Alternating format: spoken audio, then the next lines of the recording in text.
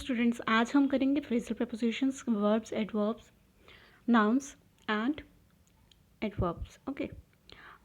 Actually में हमारे पास propositions तो आपने पढ़ी होंगी कि हमारे पास प्रपोजिशंस होते हैं, जो वो शब्द होते हैं ये जो दो चीज़ों के बीच में रिलेशन को शो करते हैं, संबंध को शो करते हैं। जैसे आपने कारक पढ़े होंगे तो उसमें संबंध कारक भी होता है।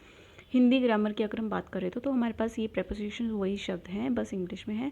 अब ये बात आती है कि फ्रेजल प्रपोजिशन क्या चीज़ है। फ्रेजल प्रपोजिशन आपके कॉम्पिटिटिव एग्जाम के पॉइंट ऑफ व्यू से या अपनी डेली बेसिस की अगर हम लैंग्वेज की बात करें तो उनमें भी बहुत ज़्यादा इस्तेमाल की जाने वाले शब्द हैं, जो कि अगर आप इस्तेमाल करोगे तो आपके ना सिर्फ ग्रामेटिकली, आप किसी राइटिंग में भी आप अगर लिखते हो, रिटन में कोई चीज़ लिख रहे हो, तो ये इन चीज़ों को और ज़्यादा बहुत अच्छा, बहुत सुंदर बना देता है, मतलब और ज़्यादा इंटरेस्टिंग बना देता है आपकी कन्वर्सेशन को, आपकी राइटिंग स्किल्स को और ज़्यादा इम्प्रूव करता है ये। ठीक है, तो it's better to learn phrasal propositions.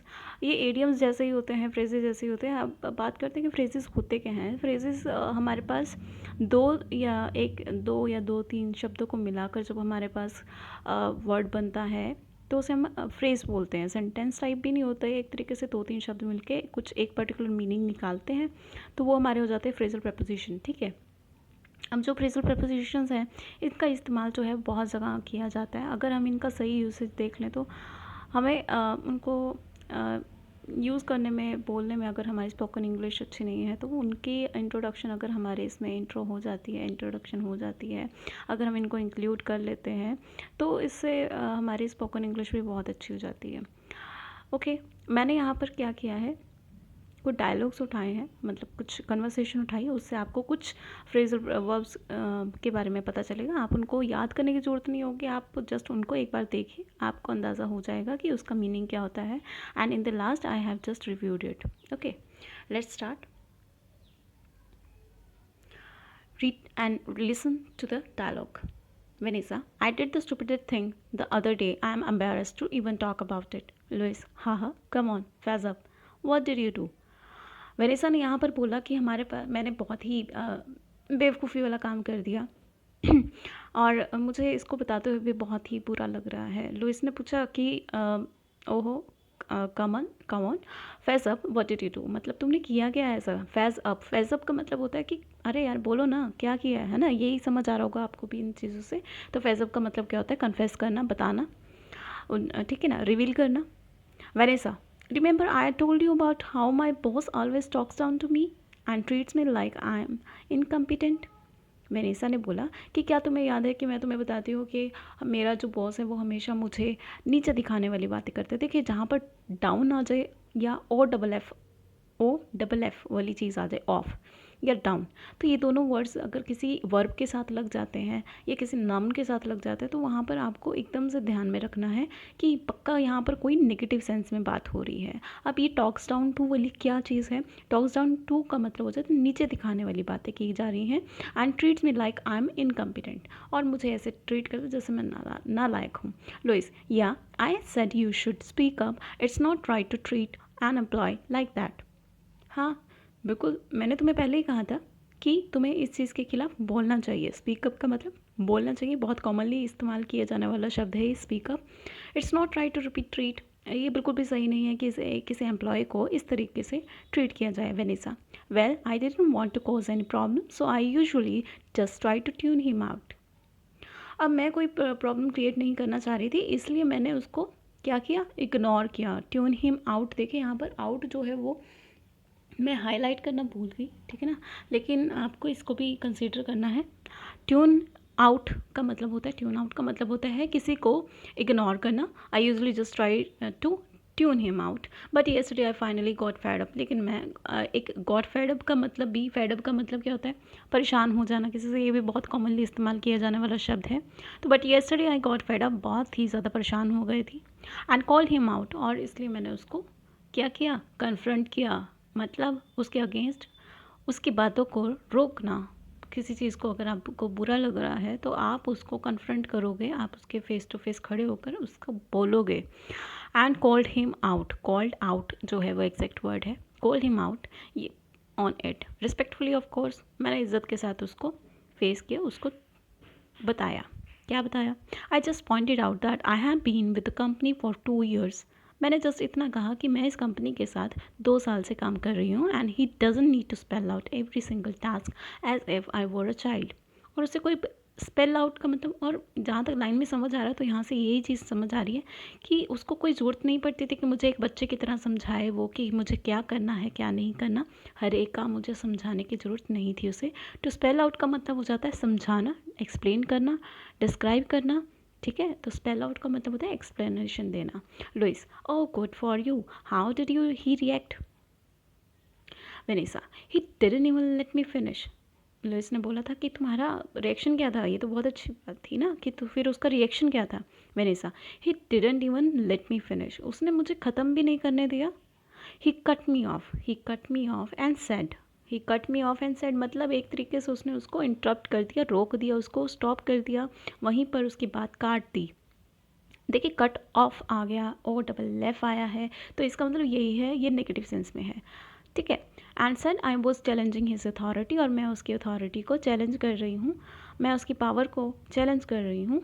Then he rattled off all his own accomplishments and started harping on. देखिए यहाँ पर बात की है इसने रेटल्ड ऑफ की, then he rattled off. Rattled का मतलब होता है आप एक चीज़ को रट रखा आपने, काफ़ी सारी चीज़ें आपने इस्तेमाल में, आपने चीज़ें इकट्ठी कर रख एक के बाद एक चीज़ें बताई जा रहे हो, तो वो क्या कर रहा था ऐसे ही, then he rattled off all his own accomplishments, और वो अपने एक रट रखी थी उसने चीज़ें, और लगातार बोलता गया अपनी अचीवमेंट को लेकर। And started harping on the importance of new employees, और क्या किया उसने, हार्पिंग ऑन किसके ऊपर, harping on the importance of new employees needing to respect the company hierarchy. तो उसने हार्पिंग ऑन का मतलब हो जाता है एम्फेसाइज करना, किसके ऊपर एम्फेसाइज करना, कि नए जो एम्प्लॉयज़ हैं उनको कैसे कंपनी हायरार्की की रिस्पेक्ट करनी चाहिए। कंपनी हायरार्की मतलब कौन बॉस है कौन एम्प्लॉय है, इस गैप को समझना चाहिए और उसको इस चीज़ की रिस्पेक्ट करनी चाहिए। तो हार्पिंग ऑन का मतलब हो जाता है एम्फेसाइज करना। Then Louis, oh, so did you keep quiet or tell him off? Vanessa, before I could say anything, another colleague of mine butted in. See, तो उसने कहा कि तुम, लुइस ने बोला कि क्या तुम चुप रहे या सब कुछ अपने दिल की जो भी बात थी, ये जो टेल हिम ऑफ है, टेल ऑफ फिर से नेगेटिव सेंस में बात हो रही है। तो एक नेगेटिव ओपिनियन अगर आप किसी के बारे में दे रहे हो तो उसका मतलब हो जाता है टेल ऑफ। ठीक है, तो so did you keep quiet or tell him off? Vanessa, before I could say anything another colleague of mine butted in. इससे पहले कि मैं कुछ और बोलती, मेरी कलीग अंदर आई। बटेड इन का मतलब एंट्री करना, इंटरफेयर करना, ठीक है, इंटरप्ट करना। I thought she was going to stand up for me, मुझे लगा था स्टैंड अप भी एक तरीके से क्या है, ये भी आपने सुना होगा, ये फिर से क्या है, सपोर्ट करना होता है। मुझे लगा था कि वो मुझे सपोर्ट करेगी, but she backed him up instead, लेकिन उसने मेरे बॉस को सपोर्ट किया। Backed him up, backed up, backed up भी सपोर्ट करना होता है, स्टैंड अप भी सपोर्ट होता है। दैट रियली स्टंग, बहुत चुभती है ये बात, बहुत चुभी ये बात, because I had opened up to her about my frustration, she had promise to help me out. क्योंकि मैं उसको सारी अपनी फ्रस्ट्रेशन बता चुकी थी और उसने मुझे प्रॉमिस किया था कि वो मेरी इसमें मदद करेगी। Louis, so I don't get it, what was the stupid part? Vanessa, I was at the restaurant with my best friend and I had been ranting about my boss for solid 10 minutes. When suddenly my friend blurted out, look behind you. Actually मैं क्या थी कि मैं restaurant में अपने दोस्त के साथ बैठी हुई थी और मैं अपने बॉस के बारे में चुगली कर रही थी। रेंटिंग अबाउट का मतलब समझ रहे हो ना, यहाँ पर कुछ ना कुछ तो नेगेटिव था। रेंटिंग अबाउट का मतलब होता है चुगली करना या कंप्लेन करना या किसी के बारे में बुरा भला बोलना। फॉर अ सॉलिड 10 मिनट्स, पूरे 10 मिनट तक उसकी बुराइयाँ करती रही।